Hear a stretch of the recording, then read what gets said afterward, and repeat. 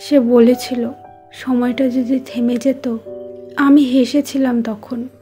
বুঝিনি একদিন এই কথাটাই আমাকে পোড়াবে সারা জীবন। ওর নাম ছিল ঈশানী। সেই মেয়েটা যার চোখে ছিল ভোরের রোদ আর হাসিতে ছিল সন্ধ্যার শান্তি। তাকে প্রথম দেখি কলেজের করিডোরে, আর তারপর থেকে আমার সকাল মানে ওর এক ঝলক দিয়ে।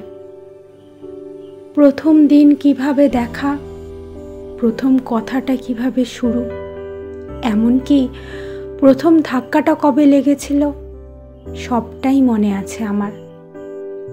আর মনে আছে সেই কথাটাও, যেদিন ও বলেছিল সময়টা যদি থেমে যেত এই মুহূর্তটায়।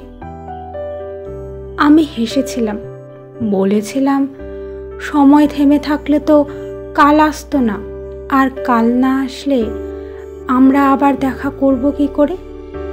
ও চোখ সরিয়ে বলেছিল সবাই চায় কাল আসুক, শুধু মনে হয় আমি চাই না। তখন বুঝিনি ওর হাসির আড়ালে লুকিয়েছিল একটা নীরব যুদ্ধ। ও ছিল ক্যান্সার পেশেন্ট, তবু সে কখনো কাউকে কিছু বলেনি, কাউকে কিছু বুঝতেও দেয়নি, না ক্লাসে, না বন্ধুদের কাছে, আর না আমার কাছে।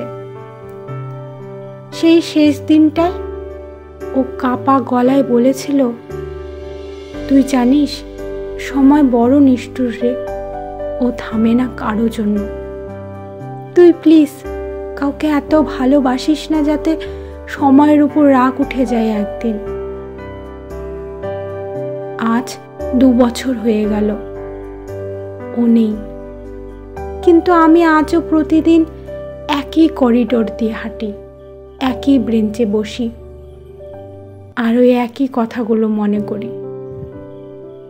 এখন ভাবি সত্যি সময়টা যদি থেমে যেত, আমি হয়তো চিরকাল ওই চোখ দুটোতে হারিয়ে থাকতাম। সময় থেমে যায় না, কিন্তু কিছু মুহূর্ত থেমে থাকে মনে সারা জীবনের জন্য।